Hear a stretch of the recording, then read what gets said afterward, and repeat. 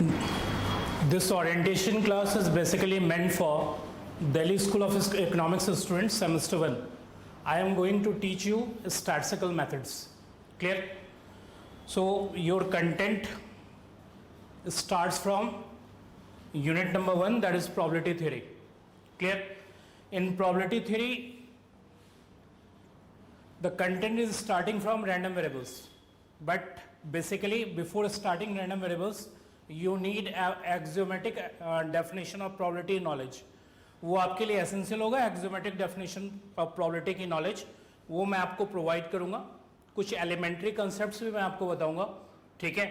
और ये ध्यान रखिएगा, रैंडम वेरिएबल की एक फॉर्मल डेफिनेशन होती है.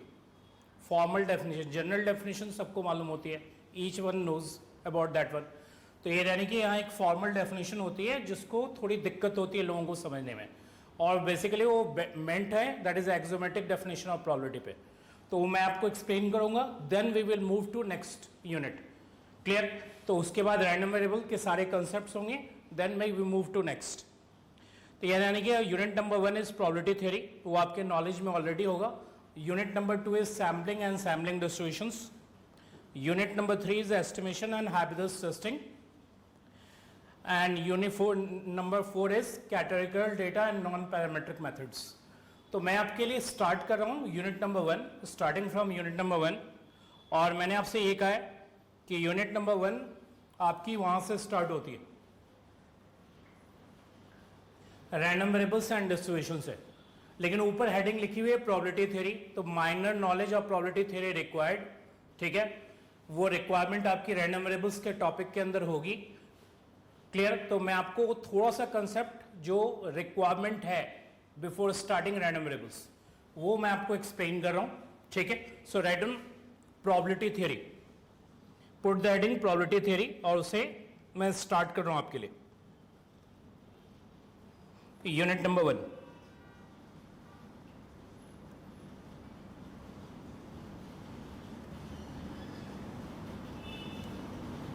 Probability theory. पहले इनिशियली बेसिक कंसेप्ट से स्टार्ट होंगे और ट्राई करेंगे उसे इनलार्ज करने की. ठीक है. और कुछ ऐसी चीजें मैं आपको बताऊंगा जो इन जनरल आपने नहीं पढ़ा होगा, लेकिन हाँ आपको उससे किसी भी डेफिनेशन को समझने में आपके काम आएगा. तो चलिए पहले इजी से स्टार्ट करें. लेकिन right on first one is universal set.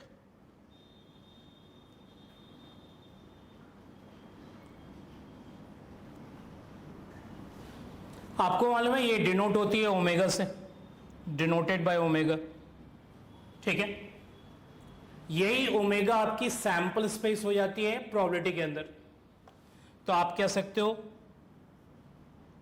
Omega sample space होती है.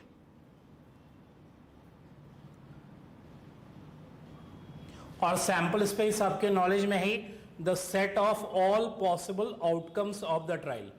लिख ली, the set of all possible outcomes of the trial, that is called sample space. यानी कि यह थोड़ा सा डिफरेंस के साथ चलती है चीजें बाय सेट थ्योरी में और प्रोबेबिलिटी में.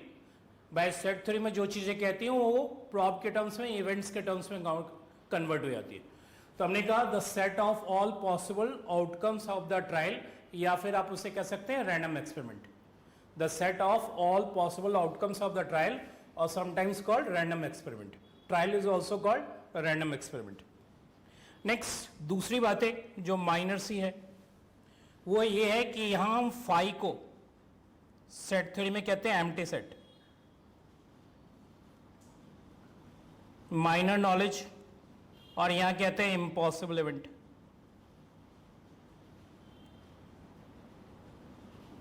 Impossible event.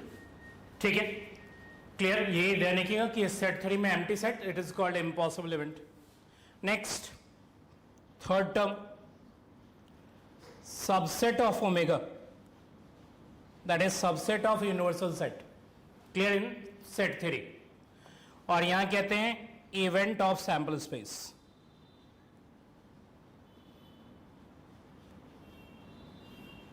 आपको मालूम है जो सबसेट है वो बेसिकली इवेंट हो जाती है प्रोबेबिलिटी के थ्योरी में. ठीक है. इसके अलावा एक दो माइनर टर्म्स में और आपके लिए एक्सप्लेन कर देता हूं. एक वर्ड होता है क्लास ऑफ सेट्स.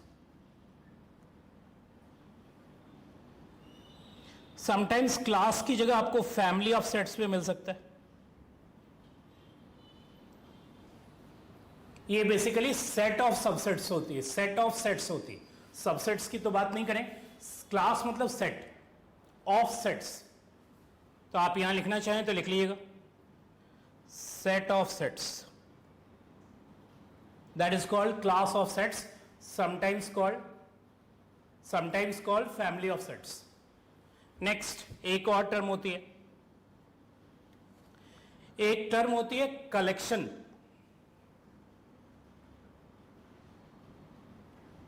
आप कह सकते हैं कलेक्शन ऑफ सेट्स. ये बेसिकली सेट ऑफ क्लासेस होती है.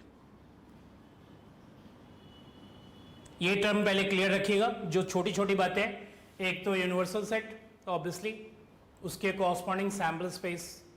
Next empty set, impossible event, subset of omega, या it is called event of sample space. एक होती है class of sets, sometimes also called family of sets, that is set of sets. और एक होती है collection, that is set of classes. मैं आपको एक छोटा सा एग्जांपल देता हूं इन दोनों के लिए, that is fourth one and fifth one के लिए. देखिए फॉर एग्जांपल,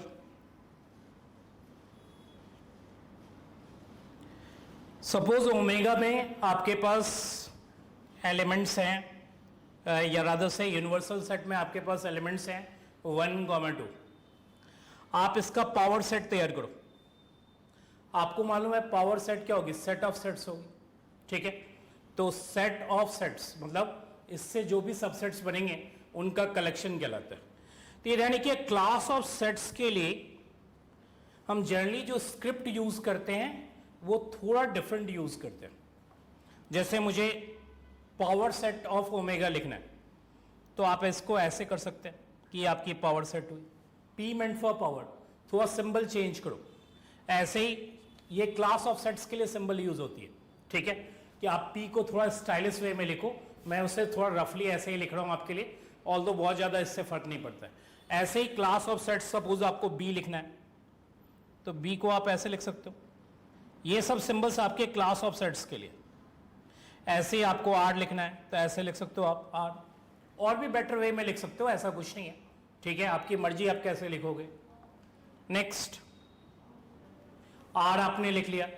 ऐसे ही आपको सपोज F लिखना है तो थोड़ा सा ये आप हल्का सा टिल्ट करके लिखो. इस तरह के जो सिंबल्स हैं, ये symbols basically class of sets के लिए यूज किए जाते हैं. ठीक है, जिससे क्लैरिटी हो कि आप सेट की बात कर रहे हो या सेट ऑफ सेट्स की बात कर रहे हो. तो ये सब सिंबल्स हैं जो मैंने आपको बताया कि क्लास ऑफ सेट्स के लिए यूज होते हैं. तो मुझे पावर सेट ऑफ ओमेगा लिखना है, ऑब्वियसली ये सेट ऑफ सेट्स है, तो मैं आपके लिए ये सिंबल यूज कर रहा हूं. आपको मालूम है पावर सेट ऑफ ओमेगा में क्या क्या आएगा. एक तो एम्प्टी सेट आएगा, एक वो खुद होगा. क्लियर. नेक्स्ट 1 होगी, नेक्स्ट क्या होगी 2 होगी. ये आपकी सेट ऑफ सेट्स है, sometimes also called class of sets. ठीक है, तो ये इसलिए मैंने सिंबल इसका थोड़ा सा डिफरेंट करके लिखा है. तो ये यानी कि आपको मालूम है 2 हैं तो नंबर ऑफ सबसेट्स 2⁻²² होती है. और उसमें एक एम्प्टी सेट होता है, एक यूनिवर्सल सेट होता है. बाकी जो 2 सेट्स आप बनाएंगे वो आपकी आएगी. ठीक है, एक और एग्जांपल मैं आपको दे रहा हूं, इसको थोड़ा समझ लीजिए. मान लीजिए हमारे पास सी ए है, A, B such that B is greater than A for A belongs to a real number. भाई A, B मैंने आपके लिए लिख दिया है जहां B A से ग्रेटर है और A belongs to real number. तो मुझे बताइए उस केस में C1 क्या होगा. C1 क्या होगा भाई, C1 का मतलब 1 होगा और दूसरा जो एलिमेंट आएगा वो 1 से बड़ा होगा. तो मुझे बताइए 1 से बड़ा कौन कौन सा एलिमेंट आप लिख सकते हैं. इवन 1.1 भी लिख सकते हैं, 1.2, मैंने 2 लिख दिया आपके लिए. ऐसे ही 1,3, 1,4 एंड सो ऑन. ठीक है, ये आपकी होगी. आपको मालूम है इंटरवल इज अ सेट, तो ये आपकी सेट ऑफ सेट्स है, that's why it is called class of sets. अब रही बात, यदि क्लास ऑफ सेट्स का कलेक्शन यदि आप कर लोगे, ठीक है, मतलब इकट्ठा कर लोगे, that is called collection of sets.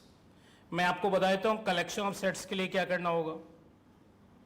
कोई एक सिंबल पुट कर दो आप, सपोज हमने ये पुट कर दिया डिलिबरेटली, थोड़ा सा डिफरेंट लिखना है, ये ध्यान रखिएगा, सीधा नहीं पुट करना, ये बेसिकली ई है आपकी, ठीक है, तो आप इसको लिख दो C A such that A belongs to real number.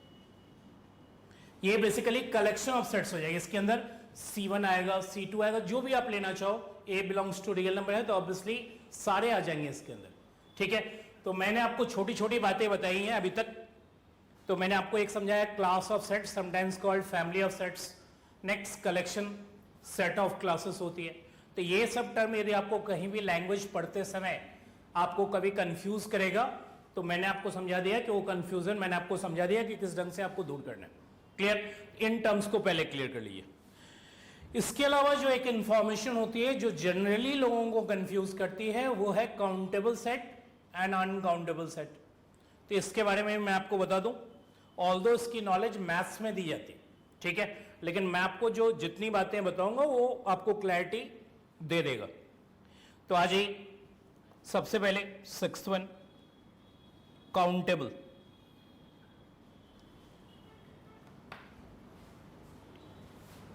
Countable set को आप दो पार्ट में डिवाइड कर दो।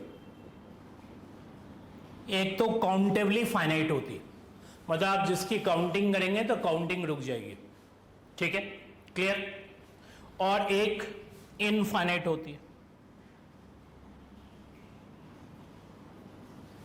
क्लियर, इनफाइनाइट होती है, काउंटेबली इनफाइनाइट।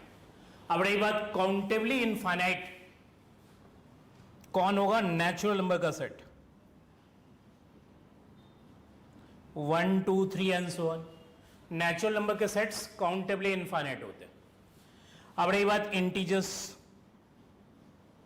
इंटीजर्स यानी कि इंटीजर्स का ये सिंबल है, यदि आपने ऐसे लिख दिया तो इंटीजर्स कंफर्म है, और ऐसे आपने रिप्रेजेंट किया तो नेचुरल नंबर कंफर्म है। ऑल्दो ये नॉलेज आपकी पहले से भी होगी। आप इस पे लिख सकते हैं -3 -2 -1 0 1 2 एंड सो ऑन। इसे सही ढंग से लिख लीजिएगा, इंटीजर्स का सेट। नेक्स्ट, कुछ लोग ये नहीं समझते हैं कि रैशनल नंबर का सेट भी आपकी काउंटेबली इनफाइनाइट होती है, क्योंकि अपेरेंटली तो देखने से ये लगता है कि रैशनल नंबर का सेट नहीं हो सकता है। आपको मालूम है रैशनल नंबर्स किस फॉर्म में होते हैं? P/Q such that P and Q belongs to integer and Q is not equal to 0। वो आप लिख लो। मुझे तो ये बताना है कि इनफाइनाइट कौन कौन है, तो obviously natural number, integers, rational number, ये सब आपके काउंटेबली इनफाइनाइट है, ठीक है, क्लियर। भाई मैथ्स ये कहती है कि काउंटेबली इनफाइनाइट आप उसको काउंट करोगे जिसका 1 कॉरस्पॉन्डेंस नेचुरल नंबर के साथ होगा, ठीक है। डेफिनेशन ये लिख लिए, काउंटेबली इनफाइनाइट किसको कहोगे आप? लिखिए, रेड ऑन, दो sets which have 1 correspondence. 1 correspondence का मतलब 1 ऑन टू फंक्शन होना चाहिए, लेकिन दो sets which have 1 correspondence with the set of natural numbers, ठीक है। इसका मतलब नेचुरल नंबर का सेट तो सबको पता है कि इनफाइनाइट होती है, कि इनफाइनाइट तक जाती है। इंटीजर्स भी लोग एक्सेप्ट कर लेते हैं कि ये भी ठीक है। रैशनल नंबर का सेट अधिकतर लोग एक्सेप्ट नहीं करते हैं कि काउंटेबली इनफाइनाइट है, लेकिन ये 1 correspondence with the set of natural numbers होने के कारण, ठीक है, वो इनफाइनाइट की तरफ जाती है। Got it? अब रही बात अनकाउंटेबल कौन होगा, तो अनकाउंटेबल सेट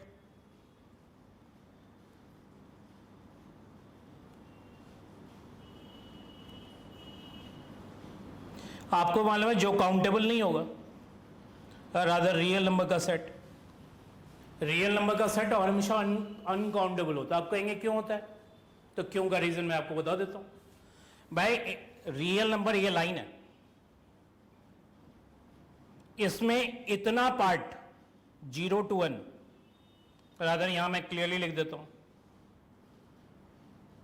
यानी कि इस पार्ट के अंदर भी आप काउंट नहीं कर सकते। आप कहेंगे जीरो के बाद, आप कहेंगे अनकाउंटेबल कैसे हुआ ये, तो मैं आपको सीधी बात समझाता हूं। जीरो के बाद नेक्स्ट नंबर क्या होगी ये आप नहीं बता सकते। आप कहेंगे जीरो के बाद नेक्स्ट नंबर होगी 0.1, ऑब्वियसली आपको मालूम है कि आप नेक्स्ट नंबर जैसे ही बताओगे 0.1 तो उसके बीच में 0.01 भी लाई करती है। आप कहोगे नेक्स्ट नंबर होगी 0.01 तो उसके अंदर 0.001 भी लाई करती है। नेक्स्ट ऐसे ही आप बोलोगे 0.001 तो उसके इनर भी लाई करेगी।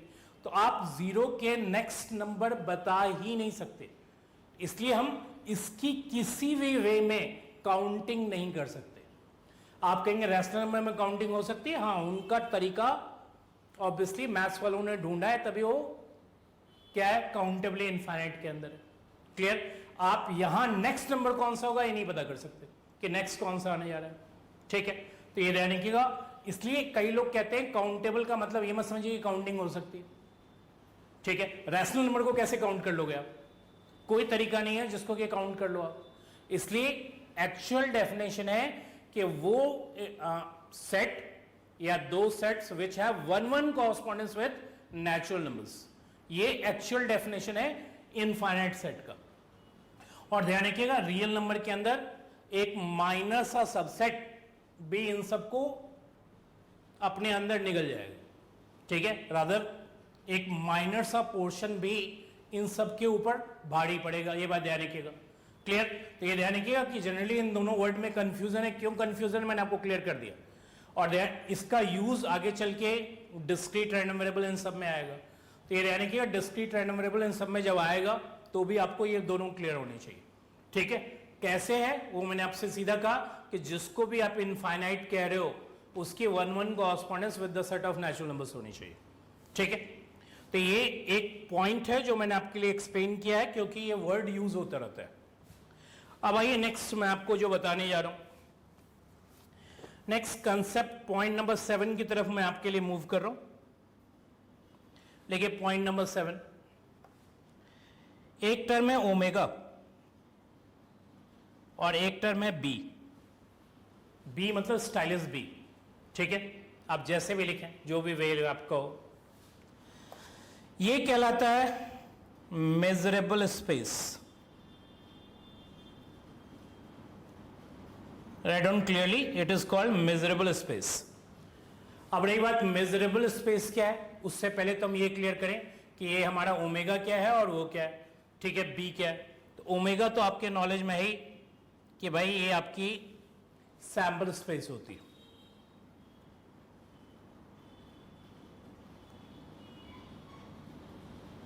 नेक्स्ट ये बी क्या है, ये बी आपकी सिग्मा फील्ड है। इसकी नॉलेज सबसे ज्यादा जरूरत है, ये ध्यान रखिएगा क्योंकि पूरा कंसेप्ट ही इसी के अराउंड मूव करता है। तो मैं आपको सिग्मा फील्ड एक्सप्लेन करूंगा प्रॉपर्ली। अब रही बात ये मेजरेबल स्पेस क्या है, तो मेजरेबल स्पेस के लिए आप रिमार्क में लिख लो, मैं आपको डिक्टेट करवा देता हूं, क्लियरली रिमार्क में लिखना। Right on every event, right on every event को या सबसेट को, सेट के अंदर सबसेट कहते हैं उसे, लिखो every event which is included, every event which is included in the sigma field B, देखिए every event which is included in sigma field B, देखिए on which we can define, देखिए on which we can define a probability function। ठीक है, on which we can define a probability function। by sigma field हम उस set को कहते हैं, ठीक है, जो बी के अंदर हो और जिस पे हम प्रोबेबिलिटी फंक्शन डिफाइन कर सके। अब रही बात प्रोबेबिलिटी फंक्शन, ये लेमेंस तरीका है कहने का जो मैं आपसे कह रहा हूं, और उसी इसको कहते हैं मेजरेबल। अब सिग्मा फील्ड में जाने से पहले मैं आपको एक बार एक्सियोमेटिक डेफिनेशन बता देता हूं क्योंकि आपको वही इंपॉर्टेंस इसका समझ में आएगा कि भाई सारी बातें तो सिग्मा फील्ड के अंदर ही है। ठीक है, तो वो मैं आपके लिए एक्सप्लेन करूंगा, उससे पहले एक्सियोमेटिक डेफिनेशन आप क्लियरली लिख लो। लिखो 8th one,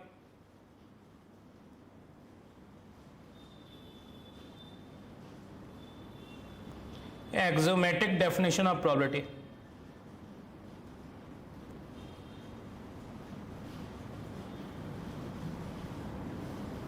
just a minute.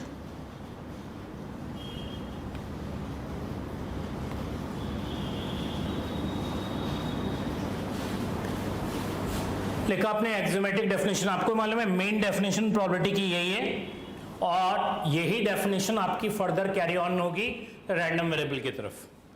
लिखिए लिखिए let omega comma B is measurable space. पहले लाइन में हमने ये क्लियर कर दिया कि मेजरेबल स्पेस है, आप इस पे प्रोबेबिलिटी फंक्शन डिफाइन कर सकते हो। अब रही बात प्रोबेबिलिटी फंक्शन क्या होती है, लेकिन अ सेट फंक्शन, लेकिन a set function p, write down a set function p meant for probability,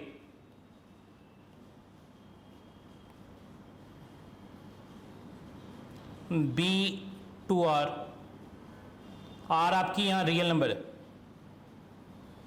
लेकिन a set function b to r, r आपकी रियल नंबर है। कुछ लोग ये को डोमेन है ध्यान रखिएगा, को डोमेन कोई जरूरी नहीं कि रेंज के इक्वल होता है, ठीक है, क्लियर। ये यानी कि रियल नंबर को डोमेन भी लिख सकते हैं, कुछ लोग यहां लिखते हैं क्योंकि प्रोबेबिलिटी की हम बात कर रहे हैं तो को डोमेन में लिखते हो 0 to इन्फिनिटी।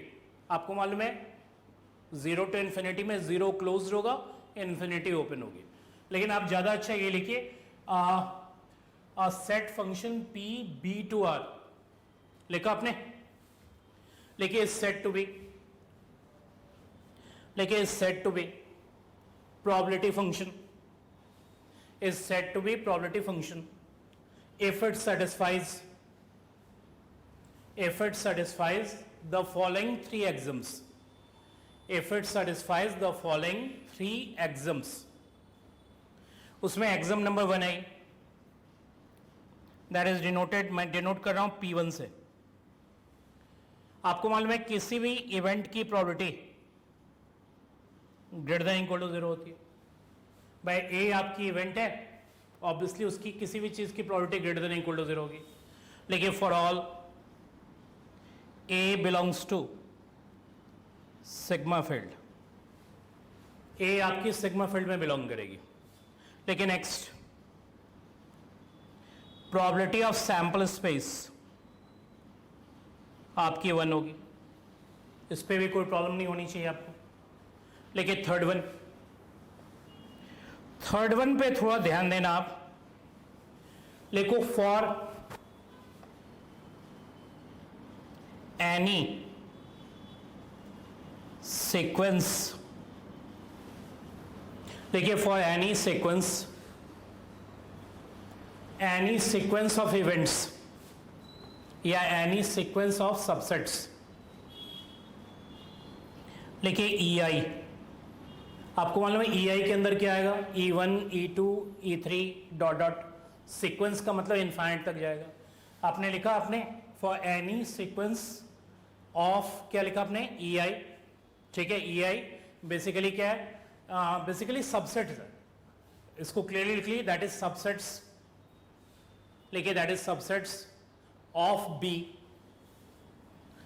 ठीक है, सबसेट्स ऑफ B। क्या लिखा आपने for any sequence of events या सबसेट्स ऑफ B, ठीक है। लिखिए सच दैट प्रोबेबिलिटी यूनियन इनका करना है आपको I to infinity EI is equal to summation I is equal to 1 to infinity हो जाएगी प्रोबेबिलिटी ऑफ EI। आपने क्या लिखा for any sequence of events EI या subsets of EI obviously belongs to क्या, बिलोंग्स टू सिग्मा फील्ड, ठीक है। Such that probability of union करेंगे तो ये आपकी आएगी। लेकिन यहां एक कंडीशन है जिस पे ध्यान रखना है आपको, लिखिए वेयर EI इंटरसेक्शन EJ, ये EI एक इवेंट होगी, मान लो रादर से E1 एक इवेंट है E2 दूसरी इवेंट है, तो इन दोनों के बीच में वो आपकी किसी भी तरह की कोई कॉमन नहीं होगी, तो आप इसे कह सकते हैं EI इंटरसेक्शन EJ आपकी प्रोबेबिलिटी के टर्म्स में तो 0 होगी, और वैसे ये आपकी 5 होगी। ये जो लैंग्वेज है लिखा हुआ, ये basically pair wise disjoint events को इंडिकेट करता है। मतलब ये जो आपके पास जो भी सीक्वेंस ऑफ इवेंट्स हैं या सीक्वेंस ऑफ सेट्स हैं बिलोंगिंग टू सिग्मा फील्ड, ठीक है, उनका यदि आप यूनियन लोगे तो ये आपकी सम ऑफ द प्रोबेबिलिटीज के इक्वल आएगी, प्रोवाइडेड दैट इन दोनों के बीच का इंटरसेक्शन, दो जो आपके सबसेट्स हैं जो ऑब्वियसली सिग्मा फील्ड के बीच में है, उनका जो इंटरसेक्शन है वो आपकी 5 होनी चाहिए, ठीक है। मतलब कहते हैं इसे पेयर वाइज डिसजॉइंट इवेंट्स होनी चाहिए, ठीक है। मतलब किसी भी दो पेयर का, ठीक है, में कुछ भी कॉमन नहीं होना चाहिए। आपको कि ऐसा कंसेप्ट क्यों है, तो मैं आपको एक रफ आइडिया बता देता हूं। मुझे किसी चीज का एरिया निकालना है, तो मुझे बताइए यदि मान ली किसी चीज का निकालना है, सपोज इसी पेन का निकालना है, ठीक है, क्लियर, जिसमें लेंथ ब्रेथ हो, यानी कि हाइट नहीं मैं काउंट कर रहा हूं, या आप एरिया ऑफ सर्कल के टाइम्स में आप कह सकते हैं सिलेंड्रिकल फॉर्म है तो वो भी ले सकते हैं आप। तो आप क्या करते हो, उसको सेगमेंट्स में डिवाइड कर देते हो, ठीक है, क्योंकि ये सेट फंक्शन है, बी क्लियर दिस वन, मैंने लिखा है सेट फंक्शन। तो सेट फंक्शन को आप क्या करते हो, सेगमेंट्स में डिवाइड कर देते हो जो आपस में डिसजॉइंट होने चाहिए, और उसके बाद आप क्या करते हो, उनका सम टोटल लेते हो तो एरिया मिल जाती है। सेम बात प्रोबेबिलिटी के साथ भी होल्ड करती है। आप देखते हो ना probability density function normal distribution के अंदर, आप उसमें सेट डिवाइड कर लो, उसको सम टोटल करोगे तो मिल जाएगी आपको, ठीक है। तो ये बेसिकली कंसेप्ट वहां से इवॉल्व है कि भाई एनी सीक्वेंस ऑफ आपके पास इवेंट्स है या सबसेट्स है, रादर से EI can be E1 E2 E3 and so on, ठीक है।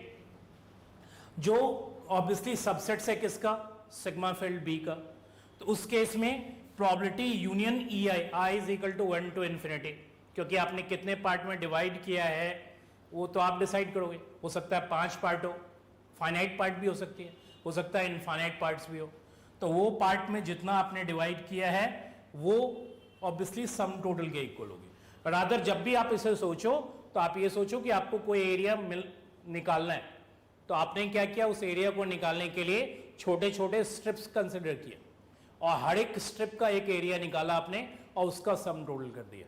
तो बेसिकली ये एक्सप्लेनेशन ज्यादा इस एग्जाम को सूट करती है, ठीक है। और वैसे भी वो सेट फंक्शन है तो ऑब्वियसली उस बात को वो इंडिकेट करती है, क्लियर। और प्रोबेबिलिटी आपको मालूम है कभी 1 से ज्यादा होती नहीं, 1 होती है, और प्रोबेबिलिटी ऑफ एनी इवेंट हमेशा ग्रेटर देन इक्वल टू 0 होती है। तो ये बातें हमेशा होल्ड करेगी, clear.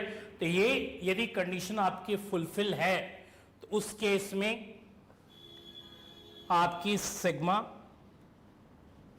B and probability function is called probability space. इसे हम कहते हैं प्रोबेबिलिटी स्पेस, क्लियर।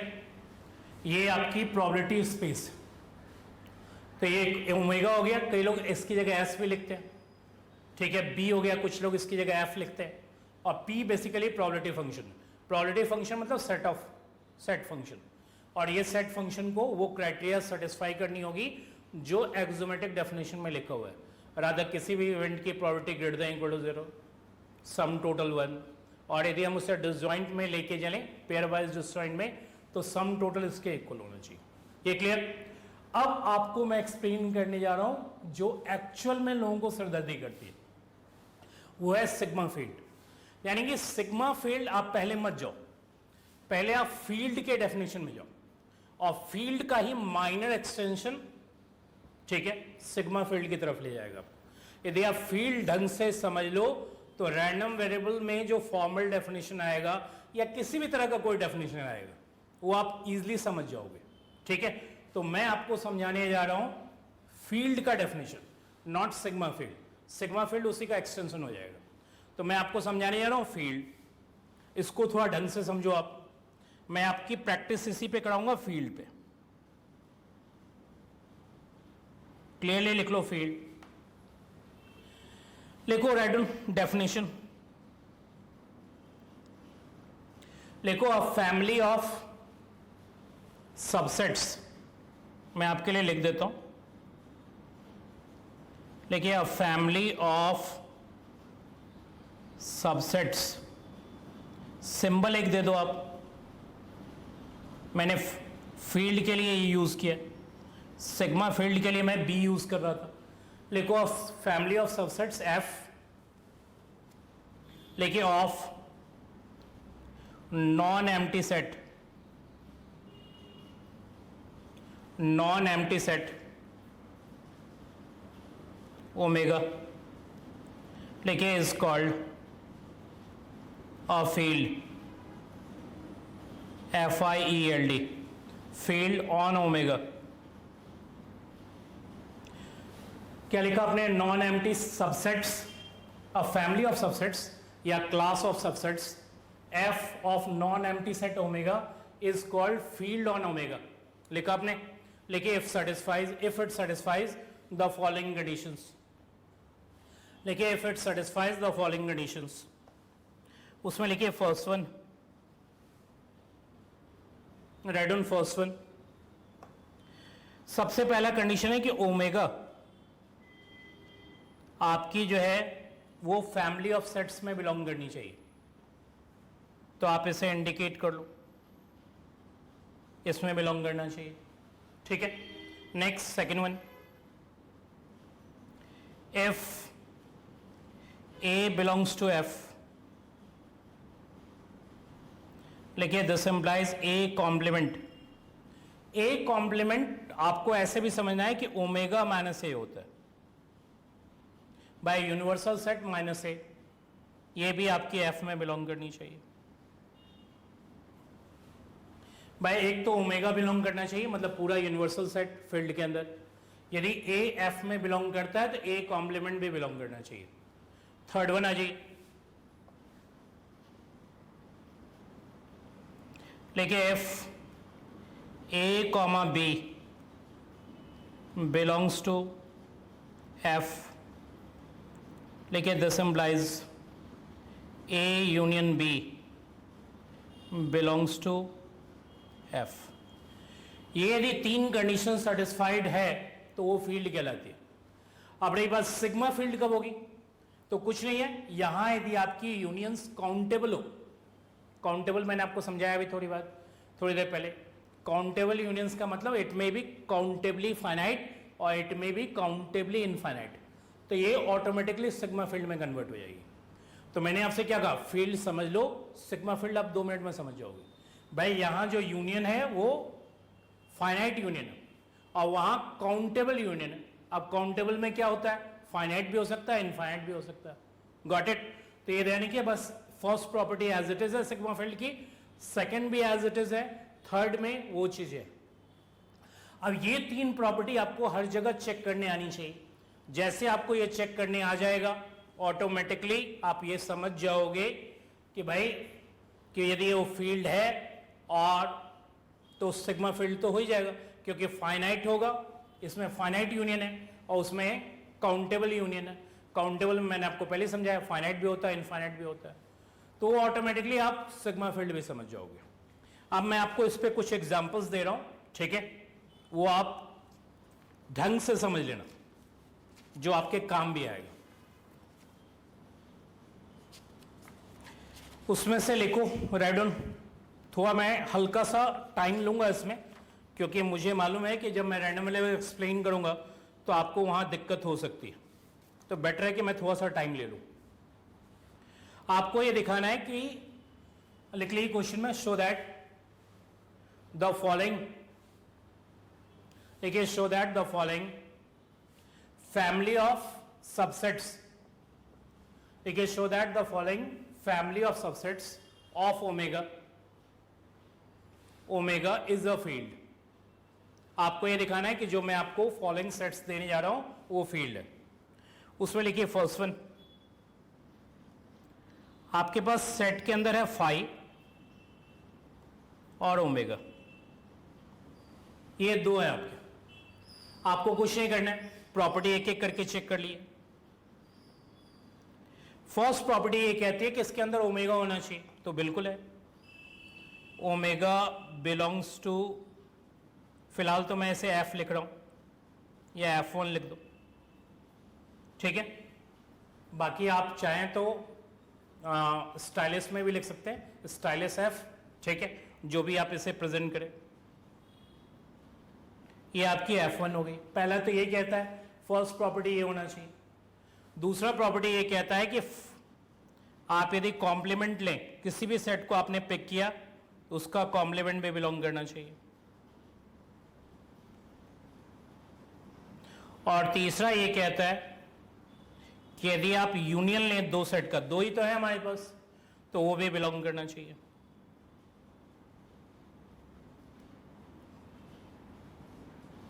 तो मुझे बताइए भाई, ये आपकी फाई कॉम्प्लीमेंट ओमेगा होगी जो उसमें बिलोंग करती है, ओमेगा F1 में बिलोंग करती है, ये आपकी बिलोंग करती है। यूनियन लोगे तो ऑब्वियसली ये आएगा, वो भी बिलोंग करती है। ये यानी कि ये होती है स्मॉलेस्ट फील्ड, यानी कि यदि स्मॉलेस्ट फील्ड है तो ऑब्वियसली स्मॉलेस्ट सिग्मा फील्ड भी हो जाएगी। आप इसे क्लियरली लिख ली स्मॉलेस्ट फील्ड, ठीक है। एक और ली एग्जांपल, हमने लिखा उससे F2 से नेम दिया, देखिए फाई ओमेगा ए कॉम्प्लीमेंट। अब यहां चेक करो, सबसे पहले ओमेगा होना चाहिए, है, लिख लो फर्स्ट वन। क्वेश्चन नंबर 2 था आपका,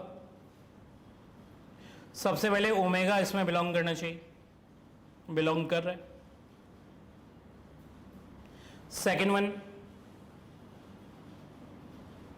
आप किसी भी चीज का कॉम्प्लीमेंट ढूंढो, फाई का कॉम्प्लीमेंट ओमेगा होगा, ओमेगा का कॉम्प्लीमेंट फाई होगा, ए का कॉम्प्लीमेंट ए कॉम्प्लीमेंट होगा, उसका कॉम्प्लीमेंट।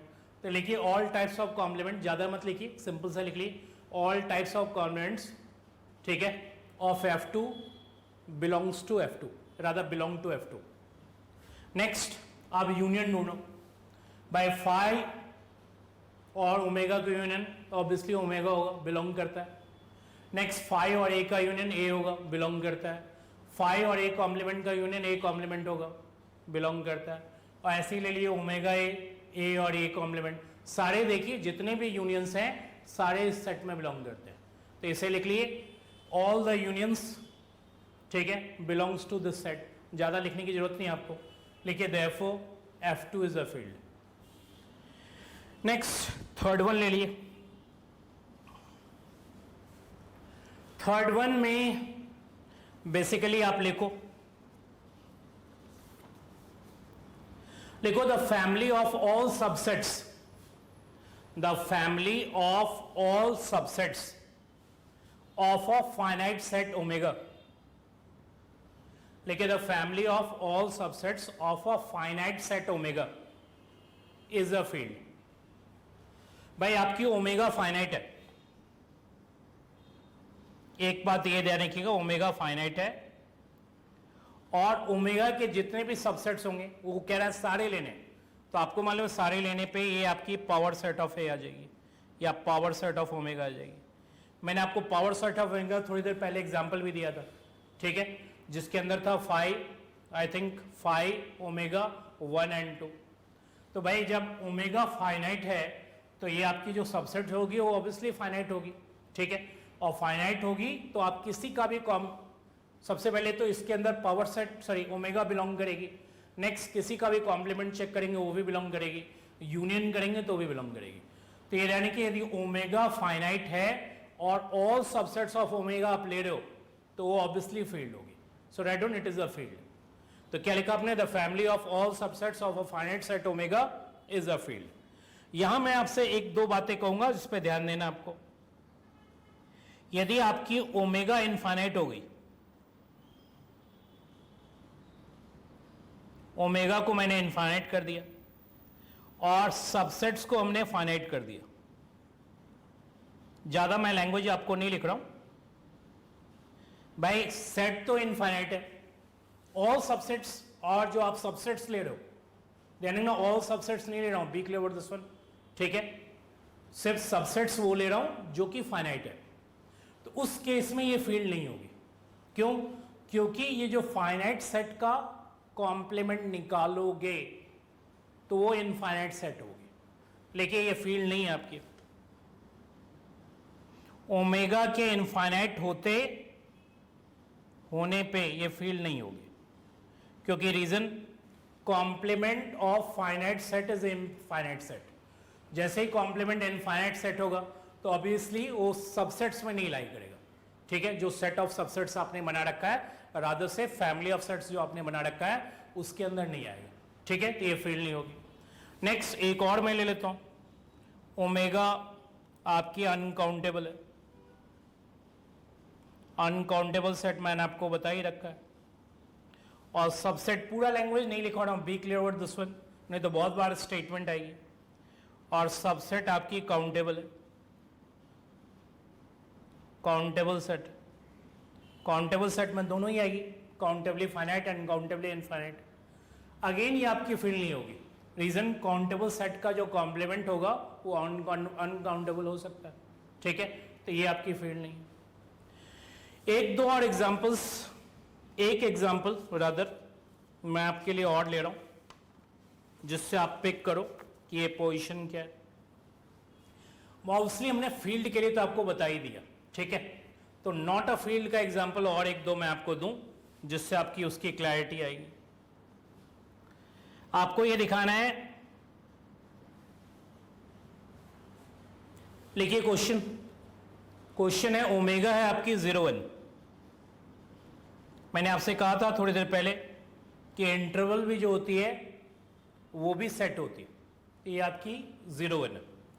लिखिए इज एनी वन, लिखिए is any one of the following, is any one of the following families of sets, families of sets of field, ठीक है। मैं जो आपको लिखने जा रहा हूं फैमिली ऑफ सेट्स लिखने जा रहा हूं, क्या उसमें से कोई फील्ड है? तो आइए फर्स्ट वन लिखिए F1, F1 आपकी है 5, नेक्स्ट है 0,1, नेक्स्ट है 0.5, यानी कि ये सारे ओपन है, नेक्स्ट है 0.5, 1। आपको मालूम है कि ये जो आपने लिखा है उसमें ये तो खुद है ओमेगा, इसमें तो कोई प्रॉब्लम नहीं। कॉम्प्लीमेंट यदि मैं इस सेट का करूं, ठीक है, तो आपको मालूम है इसका कॉम्प्लीमेंट क्या होगा, इस वाले सेट के अंदर उसमें आपकी हाफ क्लोज हो जाएगी, ठीक है। तो मुझे बताइए, पहले तो ओमेगा होना चाहिए, तो ओमेगा तो है आपके अंदर। दूसरा कॉम्प्लीमेंट वाला, इसका कॉम्प्लीमेंट ये है, इसका कॉम्प्लीमेंट ये है। अब रही बात क्या ये इसका कॉम्प्लीमेंट है, तो ऑब्वियसली नहीं है, क्योंकि आप 0 और हाफ का कॉम्प्लीमेंट निकालेंगे, ये क्लोज इंटरवल 0.5, 1 होगी, और ये आपकी ऑब्वियसली यहां नहीं है, ठीक है, ये आपकी 1A रहने की तो नहीं है, तो इसका मतलब कॉम्प्लीमेंट नहीं है, कॉम्प्लीमेंट नहीं है तो फील्ड नहीं है। लेकिन second one F2 is equal to, F2 मैंने आपके लिए लिख के दिया 5, next 0,1, next 0.5, next 0.5, 1, next 0.2/3 close है ये, नेक्स्ट 2/3, 1। एक एक करके आ जाइए। पहले तो मैं एक बार रिपीट कर देता हूं, 5, 0,1, 0.5, half close, 1 open, 0 open, 2/3 close, 2/3 open, 1 open. अब एक एक करके आई। सबसे पहले तो ओमेगा होना चाहिए, तो ओमेगा तो बिलोंग कर ही रही। अब रही बात किसी का भी कॉम्प्लीमेंट चेक करना है, इसका कॉम्प्लीमेंट ये, इसमें कोई दिक्कत नहीं, इसका कॉम्प्लीमेंट ये, यहां भी आपको प्रॉब्लम नहीं। अब रही बात यूनियन, देखो कोई ऐसा यूनियन जो इसमें लाई नहीं करता, तो मुझे बताइए यदि मैं इन दोनों का यूनियन करूं, इन दोनों का, तो ऑब्वियसली 0 to हाफ और 2/3 to 1, इसका यूनियन आपका इस सेट के अंदर बिलोंग नहीं करता। तो लिखिए राइट ऑन सॉल्यूशन, लिखिए 0.5 मैंने लिए, यूनियन 2/3, 1, ऑब्वियसली इसमें बिलोंग नहीं करता, तो बिलोंग नहीं करता तो फील्ड नहीं है। ठीक है, एक और ले लेते हैं आपके लिए, लिखिए F3, लिखिए 5 0 1, नेक्स्ट 0 2/3, नेक्स्ट 2/3 1। तो मुझे तो ये 5 बिलोंग कर ही रहा है, 0 1 बिलोंग कर ही रहा है। ठीक है, 5 0 1 एक दूसरे का कॉम्प्लीमेंट भी है, ओमेगा आपकी बिलोंग कर ही रही है। इसका कॉम्प्लीमेंट ये चेक करो, तो ऑब्वियसली वो है, क्योंकि 2/3 में कॉम्प्लीमेंट करेंगे तो ये आ जाएगा। नेक्स्ट, क्या इन दोनों का यूनियन, क्योंकि बाकी जगह तो प्रॉब्लम नहीं है, मुझे नहीं लग रहा कोई प्रॉब्लम है, क्या इन दोनों का यूनियन इसमें बिलोंग करता है? तो इन दोनों का यूनियन क्या होगा? ऑब्वियसली आपकी 0 1 होगी, रादर से ओमेगा होगा, तो ऑब्वियसली बिलोंग करता है। तो ये तीसरा केस है जो क्लियर कट आपको फील्ड इंडिकेट करता है। लिख ली F3 इज अ फील्ड। तो मैंने आपको कुछ बातें समझाई भाई, एक तो समझाया ये, ठीक है, कि ये आपकी फील्ड है। नेक्स्ट, एक ये मैंने आपको समझाया, ये यानी कि ये स्मॉलेस्ट फील्ड है कंटेनिंग ए। एक आ जाता है कि कोई सेट कंटेन करता हुआ स्मॉलेस्ट फील्ड, तो वो हो गया आपका। तो फील्ड में इतनी बातें आप समझिए, क्योंकि जो फील्ड नहीं होगा वो इन 3 प्रॉपर्टीज में से किसी का वॉल्यूशन करेगा, और वॉल्यूशन करते ही वो फील्ड नहीं होगा। अब रही बात फील्ड में, एक जो और इंपॉर्टेंट इंफॉर्मेशन है वो मैं आपको अभी बताने जा रहा हूं, और इसका ध्यान आप हमेशा रखेंगे, क्योंकि मैंने आपसे क्या कहा कि फील्ड एक थोड़ा सा एक्सटेंड कर देंगे तो आप सिग्मा फील्ड की तरफ चले जाएंगे। मैंने आपको पहले लिख के दिया कि एफ हमारी फील्ड है, ठीक है, तो ये यानी कि उस केस में फाई उसमें हमेशा बिलोंग करेगा। एफ आप स्टाइलिश भी लिख सकते हैं, सिंपल एफ भी लिखना चाहे लिख लीजिए, यदि कोई दिक्कत नहीं, ठीक है, क्योंकि सेट के अंदर भी हम एफ लिखते हैं, A B C D E F. तो सेट ऑफ मतलब रादर से फैमिली ऑफ सेट्स या क्लास ऑफ सेट्स के लिए वो सिंबल डेलिबरेटली चेंज किया जाता है। तो जब तक कंफ्यूजन नहीं है तब तक आप एफ से भी काम चला लीजिए। दूसरा, यदि A B C belongs to F है तो A union B union C belongs to F होगा। आप कहेंगे कैसे? तो प्रॉपर्टी के अकॉर्डिंग ए यूनियन बी तो ऐसे ही बिलोंग करेगा भाई, ए और बी यदि बिलोंग करता है तो ए यूनियन बी भी बिलोंग करेगा। अब यदि ए यूनियन बी को आप एक सेट माने और दूसरा सेट आप सी माने तो obviously A union B union C belong कर जाएगा। तीसरा, यदि ए बी सी बिलोंग करता है तो A1, A2 dot dot AN यदि F में बिलोंग करेगा तो उनका यूनियन भी बिलोंग करेगा, ये भी बिलोंग करेगा, ठीक है। ये 3 बातें। अब एक बार फिर से लिखिए कि F फिर से फील्ड है।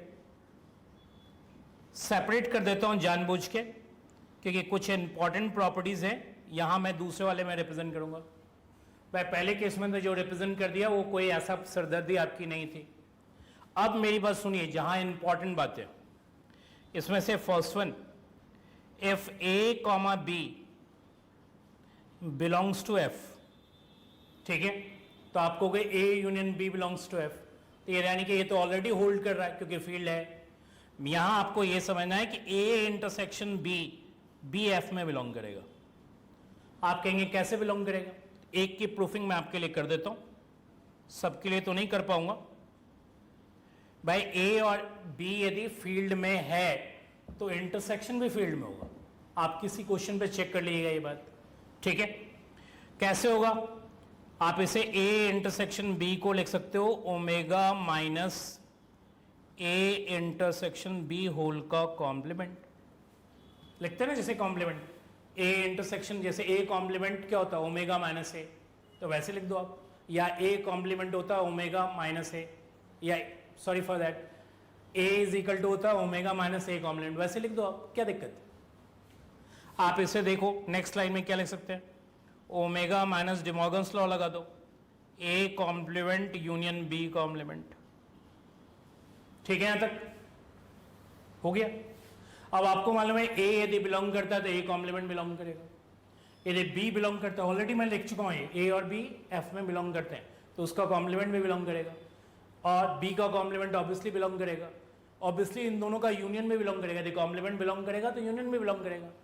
और यदि ये बिलोंग करता है, ठीक है, तो ये यानी कि यदि ये आपकी बिलोंग कर रही है एफ में तो उसका भी कॉम्प्लीमेंट बिलोंग करेगा, क्योंकि भाई आपने कहा ना ये बिलोंग है, तो फील्ड का डेफिनेशन क्या कहता है कि उसका कॉम्प्लीमेंट बिलोंग करेगा। तो आपको ये पता चल गया ए बिलोंग करने से ए कॉम्प्लीमेंट बिलोंग करता है, बी के बिलोंग करने से बी कॉम्प्लीमेंट बिलोंग करता है, फील्ड के डेफिनेशन के अकॉर्डिंग यूनियन बिलोंग करेगा, और यदि ये अपने आप में सेट है जो इसमें एफ में बिलोंग करता है तो उसका कॉम्प्लीमेंट, मतलब इस सेट का कॉम्प्लीमेंट ऑब्वियसली ये होगा, वो भी बिलोंग करेगा। इसलिए ए और बी जब भी एफ में होगा तो इंटरसेक्शन बिलोंग करेगा। दूसरा ले लेते हैं, यदि ए और बी एफ में बिलोंग करेगा तो ए माइनस बी एफ में बिलोंग करेगा। ये भी एक थोड़ी सी ये वाली बात है, आपको मालूम है A minus B, A intersection B complement होती है। ठीक है, यदि आपको माइनर सा बताना चाहूं तो मैं बता देता हूं, ए माइनस बी कुछ नहीं होता है, ए इंटरसेक्शन बी कॉम्प्लीमेंट होती है। भाई बी कॉम्प्लीमेंट बिलोंग कर ही रहा है, ए बिलोंग कर ही रहा है, इंटरसेक्शन बिलोंग करवाएगा, ये बात मैंने फर्स्ट में प्रूव कर दी आपकी। अब रही बात third one, A comma B belongs to F, तो उसका सिमेट्रिक डिफरेंस बी एफ में बिलोंग करेगा। आप कहेंगे सिमेट्रिक डिफरेंस क्या होता है, तो मैं आपको ये बता देता हूं, सिमेट्रिक डिफरेंस यदि आपके नॉलेज में नहीं है तो ये होते हैं A minus B union B minus A. Rather only A और ओनली बी को यूनियन कर देंगे तो ये आपकी सिमेट्रिक डिफरेंस होगी। तो ये तीन चीजें ध्यान रखिएगा, डेफिनेशन तो तीन की गारंटी दे ही रहा है, इंटरसेक्शन की भी गारंटी है, डिफरेंस की भी गारंटी है, सिमेट्रिक डिफरेंस की भी गारंटी है। ठीक है, अब एक इंपॉर्टेंट कंसेप्ट ये है कि F1 एंड F2 यदि फील्ड्स है, मतलब F1 एक अलग फील्ड है और F2 एक अलग फील्ड है। ठीक है, तो ये यानी कि उस केस में F1 इंटरसेक्शन F2 आपकी फील्ड होगी। भाई दो अलग फील्ड्स का इंटरसेक्शन फील्ड होगा, लेकिन यूनियन नहीं होगा, ये ध्यान रखिएगा, यूनियन नहीं होगा, नॉट अ फील्ड। मेरे हिसाब से फील्ड में जितनी बातें मुझे बतानी थी ऑलमोस्ट सारे मैंने बता दिए आपको। अब कुछ नहीं करना है, उसको थोड़ा सा एक्सटेंड कर लिए, जो फाइनाइट यूनियन है उसकी जगह क्या करना है, काउंटेबल यूनियंस ले लिए, क्योंकि काउंटेबल यूनियंस में दोनों आ जाएंगे आपके। ठीक है, ऑटोमेटिकली वो सिग्मा फील्ड हो जाएगी, उसको भी लिख लीजिए, मैं आपको बता ही देता हूं। और फिर एक क्वेश्चन है कि भाई ओमेगा में जो आपकी सैंपल स्पेस होती है उसमें कितने एलिमेंट्स होते हैं, मिनिमम कितने होने चाहिए, उसके बारे में आप मुझे बताओ। ठीक है, एक क्वेश्चन आया था तो वो भी मैं आपको एक्सप्लेन कर देता हूँ, उसमें कोई बहुत बड़ी बात नहीं है। ठीक है, किसी ने मुझसे पूछा था तो मैं ऑब्वियसली वो एक्सप्लेन करना चाहूँगा। तो सबसे पहले तो आप सिग्मा फील्ड की तरफ आ जाइए, लेकिन सिग्मा फील्ड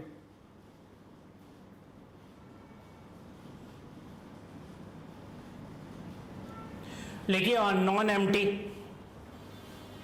लिखिए नॉन एम्प्टी,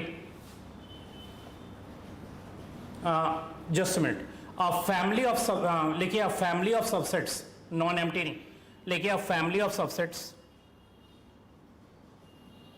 बी से हम डिनोट कर रहे थे, लिखिए a family of subsets B. ठीक है, ऑफ, लिखिए अ फैमिली ऑफ सबसेट्स, क्या लिखा आपने, B, of non empty set omega, of non empty set omega, of non empty set omega is लिखिए is called a sigma field, लिखिए is called sigma field on omega. क्या लिखा आपने? Non empty, sorry, family of subsets, ठीक है, family of subsets, obviously किससे denote किया हमने? बी से, of non empty set omega, ठीक है। लिखा आपने इज सिग्मा फील्ड, लिखिए on omega if the following conditions are satisfied, लिखिए if the following conditions are satisfied. मैंने आपसे क्या कहा? फर्स्ट वन, ओमेगा इसमें होना चाहिए, जो ऑलरेडी आपको क्लियर है। यदि if A belongs to B है तो ए कॉम्प्लीमेंट भी होना चाहिए। नेक्स्ट थर्ड वन, यहां थर्ड वन में थोड़ा सा ध्यान रखिएगा कि ये basically A1 A2 dot dot A1 A2 A3 लिखिए बिलोंग्स टू बी, लिखिए देन उनका union I is equal to 1 to infinity, obviously countable unions, लिखिए AI ये भी आपको बिलोंग करना चाहिए, ठीक है। तो यदि ये बिलोंग करेगा तो ऑब्वियसली होगा। यहां फाइनाइट यूनियन फील्ड में यहां काउंटेबल यूनियंस है। तो इतनी बातें तो आपको समझ में आ ही गई कि जो फील्ड के अंदर है वो ऑब्वियसली सिग्मा फील्ड के अंदर भी चला जाएगा, ठीक है। तो लिखिए right on note number 1, note number 1 में लिख लीजिएगा sigma field is a field. सबसे पहले सिग्मा फील्ड यदि आपके पास है तो वो आपकी फील्ड है, क्योंकि भाई सारी प्रॉपर्टीज वो सेटिस्फाई करेगा। जब वो काउंटेबल यूनियंस दे रहा है तो इसमें से 2 एलिमेंट लेंगे, उसका भी यूनियन देगा। लेकिन नेक्स्ट दूसरा लिख लीजिए second one, a field f, if a field f is finite, if a field f is finite, by field तो जनरली जो एलिमेंट्स लेते हैं वो फाइनाइट ही होती है, लेकिन मैंने आपसे कहा था कि कुछ रीजंस में इनफाइनाइट में वो प्रोबेबल। लेकिन if a field is finite then it is also a sigma field, लेकिन then it is also a sigma field. By sigma field field होता है और फील्ड यदि फाइनाइट हो, ठीक है, तो वो भी सिग्मा फील्ड के प्रॉपर्टीज को सेटिस्फाई कर जाएगा। क्लियर? तो तीसरी बात में आप क्लियरली लिखो, यहां मैं आपसे कह रहा हूं, इसको ध्यान दीजिएगा, मेन लाइन यही है जिसके कारण हमें इतनी सिरदर्दी करनी पड़ी है। लिखो if B is sigma field, जैसे आपको ये वर्ड दिखे बी सिग्मा फील्ड है तो अपने दिमाग में ये बैठा हो कि जितने भी यूनियंस हैं, ठीक है, इंटरसेक्शंस हैं, ठीक है, डिफरेंसेस हैं, क्लियर, सिमेट्रिक डिफरेंसेस हैं, वो आपकी सिग्मा फील्ड के अंदर बिलोंग कर जाएगी। लिखना चाहें तो लिख लीजिएगा रफली, जो मैं आपसे कह रहा हूं अपने दिमाग में ये ध्यान रहिए कि भाई यूनियन, इंटरसेक्शन, डिफरेंसेस, ठीक है, रफली, ठीक है, और सिमेट्रिक डिफरेंसेस, ये सब उसके अंदर। रादर इवेंट्स के जितने तरह के मैनिपुलेशंस हो सकते हैं, इवेंट्स आपको मालूम है सबसेट्स को कहते हैं, ठीक है, उसमें जितने तरह के मैनिपुलेशंस हो सकते हैं। क्या है मैनिपुलेशन होगा? कभी आप यूनियन लोगे, कभी डिफरेंस लोगे, कभी इंटरसेक्शन लोगे, वो सब इसके अंदर बिलोंग करेगा। क्लियर? तो रफ आइडिया ये है कि सिग्मा फील्ड दिमाग में आते ही आपको ये लगना चाहिए कि भाई sigma field basically subsets of omega होता है, ये family of subsets of omega होता है। तो उसमें जितने यूनियंस हैं, इंटरसेक्शंस हैं, ठीक है, फाइनाइट डिफरेंसेस हैं, इवन सिमेट्रिक डिफरेंसेस भी हैं, मतलब रादर इवेंट्स के जितने भी मैनिपुलेशंस आप करते हो वो सब के सब सिग्मा फील्ड में बिलोंग करने के पॉसिबिलिटी रूल आउट नहीं है। बेसिकली यही लाइन आपको पिक करने के लिए मैं इतनी देर से घूम रहा हूं, ठीक है, क्लियर, और आपको भी घुमा रहा हूं। तो ये आपको समझना है, ये बेसिक लाइन, कि ये समझिए, और साथ में आपको उसके पीछे की थ्योरी फील्ड के अंदर मिलेगी, सिग्मा फील्ड बेसिकली उसका थोड़ा सा एक्सटेंशन है। अब रही बात, एक माइनर सी बात है कि भाई ये जो सैंपल स्पेस है,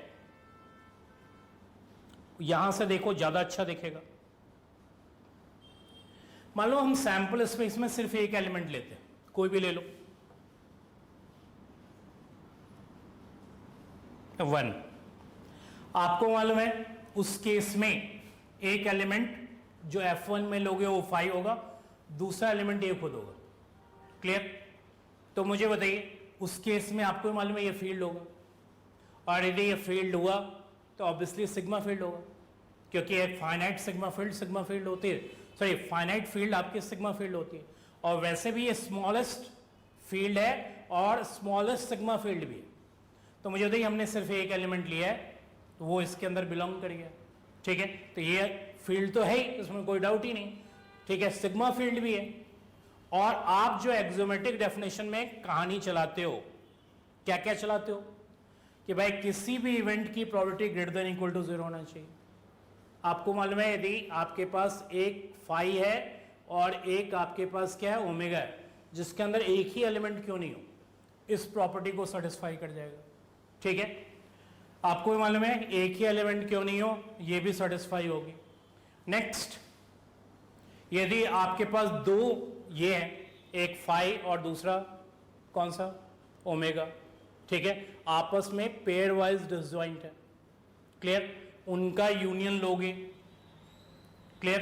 तो आपको मालूम है ओमेगा और फाई का यूनियन ओमेगा होगा। ठीक है, तो ऑब्वियसली प्रोबेबिलिटी ऑफ ओमेगा 1 होती है, उसमें भी कोई डाउट नहीं है। Sum total of probabilities, probability of phi plus probability of omega, probability of phi 0, probability of omega 1, obviously satisfied. तो ये ध्यान रखिएगा कि ओमेगा के अंदर यदि एक एलिमेंट हो, रादर से क्या एक एलिमेंट हो सकता है? बिल्कुल एक एलिमेंट हो सकता है, क्योंकि जितनी जगह आपने सिग्मा फील्ड लिख रखा है वो उसके बेसिक डेफिनेशन को सेटिस्फाई करता है, इसलिए कहीं कोई प्रॉब्लम नहीं है कि उसमें एक एलिमेंट होगा। एक एलिमेंट हो सकता है, ऑल्दो एक एलिमेंट जो इसे सेटिस्फाई कर रहा है वो ट्रिवियली सेटिस्फाई कर रहा है। एक से ज्यादा एलिमेंट्स हो that would be much better, वो एक अलग चीज है, लेकिन एक एलिमेंट होगा ऑब्वियसली होगा, उसमें कोई डाउट नहीं है, क्योंकि डेफिनेशन उसमें किसी भी केस में फेल नहीं हो रही। सबसे बड़ी बात है कि जो डेफिनेशन बेस्ड है वो इसके ऊपर बेस्ड है, सिग्मा फील्ड के ऊपर। और आपको मालूम है कि ओमेगा वो कहता है, और ओमेगा को नॉन एम्प्टी सेट कहता है, वहां वो ओमेगा को ये नहीं कहता है कि भाई नॉन एम्प्टी सिंगलटन सेट नहीं होना चाहिए। तो ये यानी कि सिंगलटन सेट तो उसने नहीं कहा ना। ठीक है, तो ये यानी कि डेफिनेशन सेटिस्फाई होगी, ऑल्दो ट्रिवियली सेटिस्फाई होगी, लेकिन सेटिस्फाई तो होगी। इसलिए सिंगल एलिमेंट के बारे में बॉदर मत होइएगा, मोर देन वन एलिमेंट भी चलेगा, एक से ज्यादा तो ऑब्वियसली चलेगा ही चलेगा। ठीक है, तो आज के लिए यही मैं ये करता हूं। नेक्स्ट क्लास में मैं एंटर कर जाऊंगा रैंडम वेरिएबल में, क्योंकि प्रोबेबिलिटी थ्योरी में बेसिकली एक्सोमेट्रिक प्रोबेबिलिटी आपको कवर करनी है। तो एक्सोमेट्रिक प्रोबेबिलिटी का पूरा बेस कहां है? ऑब्वियसली सिग्मा फील्ड के ऊपर, और सिग्मा फील्ड का बेस कहां है? ऑब्वियसली फील्ड के अंदर। तो फील्ड को सबसे बढ़िया से समझो, ऑटोमेटिकली आप सिग्मा फील्ड समझ जाओगे। जैसे ही सिग्मा फील्ड आप समझोगे तो आपको एक्सोमेट्रिक डेफिनेशन ऑफ प्रोबेबिलिटी भी समझ में आ जाएगी। ठीक है, आपको ये ओमेगा बी और पी क्यों कहा गया वो भी समझ में आ जाएगा। ठीक है, तो ये सारी बातें उससे रिलेटेड है। और रैंडम वेरिएबल का जो फॉर्मल डेफिनेशन होगा उसमें इस बी का पूरा मामला होगा। ठीक है, तो यदि आपको बी क्लियर नहीं है, what is B, what is sigma field, तो फिर आप फॉर्मल डेफिनेशन नहीं समझोगे, रैंडम वेरिएबल का क्वेश्चन समझ जाओगे। रैंडम वेरिएबल का क्वेश्चन तो वैसे भी लोग सॉल्व कर लेते हैं। ठीक है, तो आज के लिए यहीं तक।